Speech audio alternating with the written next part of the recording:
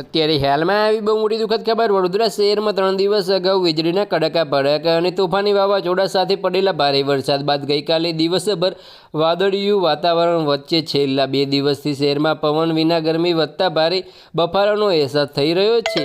ઉલ્લેખનીય છે કે શહેરમાં 3 દિવસ અગાઉ ભારે તોફાની પવન સાથે વીજળીના કડાકા ભડાકા સહિત ધોધમાર વરસાદ તૂટી પડ્યો। શહેરજનોને ત્રાહિમામ ગરમીમાં રાહત થઈ હતી, પરંતુ ત્યારબાદ બીજા દિવસે ગઈકાલે દિવસભર વાદળિયું વાતાવરણ રહ્યું હતું। ગમે ત્યાં વરસાદ તૂટી પડે તેવી ધારણા પણ સેવાઈ રહી હતી, પરંતુ સતત ઉકળાટ દિવસભર રહ્યો હતો, જ્યારે સાંજે સામાન્ય પવન ફૂંકાતા ગરમીમાં રાહત મળી હતી। જ્યારે આજે સવારથી જ પવનનો જરાય અહેસાસ થતો નથી। ઉપરાંત ગરમી વધતા વાતાવરણમાં બફારો એકદમ વધી ગયો છે। કામ વિના લોકો ઘર બહાર નીકળવાનું ટાળી રહ્યા છે। બસ આજ માટે આટલું જ, અને અમારી યુટ્યુબ ચેનલ પર નવા હોય તો લાઇક, શેર અને સબસ્ક્રાઈબ કરી દેજો। ધન્યવાદ।